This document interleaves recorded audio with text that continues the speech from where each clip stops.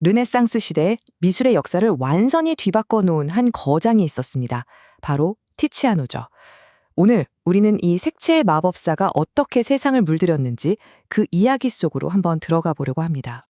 자, 배경은 바로 여기 16세기 베네치아입니다. 눈부신 빛과 물결, 그리고 야망이 가득했던 도시. 바로 이곳에서 티치아노라는 위대한 예술가의 전설이 시작됩니다. 당시 예술계를 뜨겁게 달궜던 아주 중요한 질문이 하나 있었습니다. 그림에서 더 중요한 건 과연 뭘까? 형태를 완벽하게 잡아내는 선일까? 아니면 살아있는 감정을 불어넣는 색일까? 이 팽팽한 대립이 바로 티치아노 이야기의 출발점입니다. 그럼 티치아노의 전설적인 여정, 그 첫걸음부터 함께 따라가 보시죠.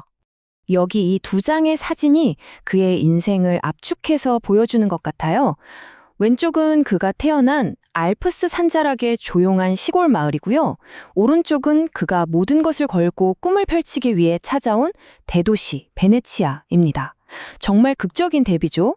티치아노는 그냥 베네치아 화가 중 한 명이 된 게 아니었어요.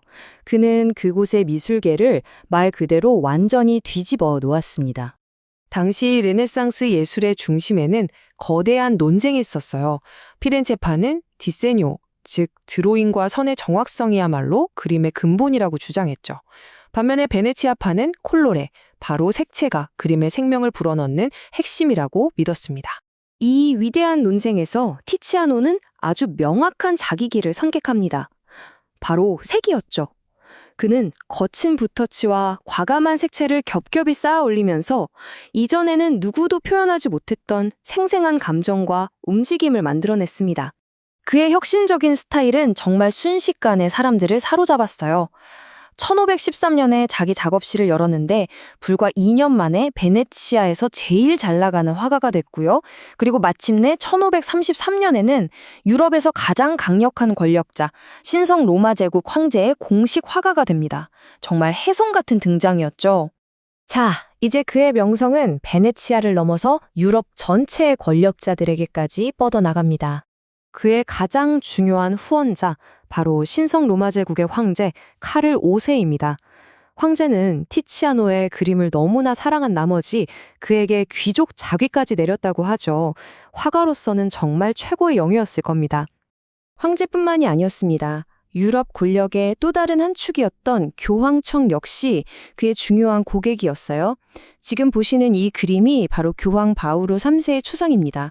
그의 위상이 어느 정도였는지 느껴지시죠? 그러니까 티치아노는 단순히 생계를 위해서 그림을 그린 화가가 아니었던 거예요. 그는 말 그대로 당대 세계를 움직이던 황제와 교황의 얼굴을 역사에 남기는 그런 존재였습니다. 자, 여기서 그의 가장 위대한 라이벌이었던 미켈란젤로의 말을 한번 들어볼까요? 색은 아름답다. 근데 소묘를 제대로 안 배워서 아쉽다.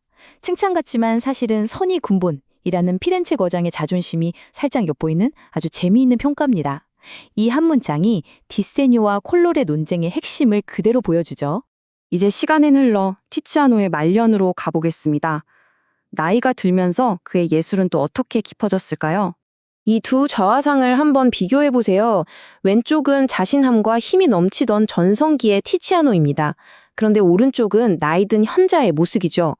그의 눈빛에서 평생을 바친 예술과 삶에 대한 깊은 성찰이 느껴지지 않나요?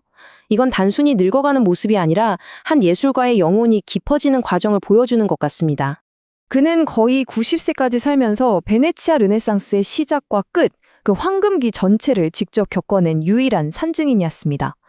1576년 흑사병으로 세상을 떠났을 때 베네치아 공화국은 이 위대한 예술가를 위해 아주 이례적으로 성대한 장례식을 치러주며 마지막 존경을 표했습니다.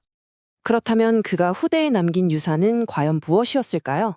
우선 이 숫자부터 보시죠. 646. 지금까지 확인된 그의 작품 수만 해도 무려 646점에 달합니다. 정말 엄청난 작업량이죠. 그중 60점이 넘는 작품이 바로 초상화입니다. 그가 왜 권력의 화가라고 불렸는지 이 숫자가 그대로 보여주네요. 동시에 교회를 위한 종교 재단화도 70점 넘게 그렸습니다. 그가 세속적인 권력뿐만 아니라 종교계에서도 얼마나 중요한 인물이었는지 알 수 있는 대목입니다. 하지만 그의 가장 위대한 유산은 바로 이것입니다. 그가 보여준 혁명적인 색채와 빛의 사용법은 이후 수세기 동안 루벤스, 렘브란트 같은 수많은 거장들에게 영감을 주었고 서양 미술사의 흐름 자체를 바꾸어 놓았습니다. 결국 티치아노는 이걸 증명해낸 겁니다. 선이 사물의 겉모습을 그릴 수는 있어도 그 안에 담긴 영혼의 떨림, 즉 감정을 그려내는 것은 오직 색만이 할 수 있다는 것을요. 자, 마지막으로 여러분께 이 질문을 던져보고 싶네요. 여러분에게 색이란 무엇인가요?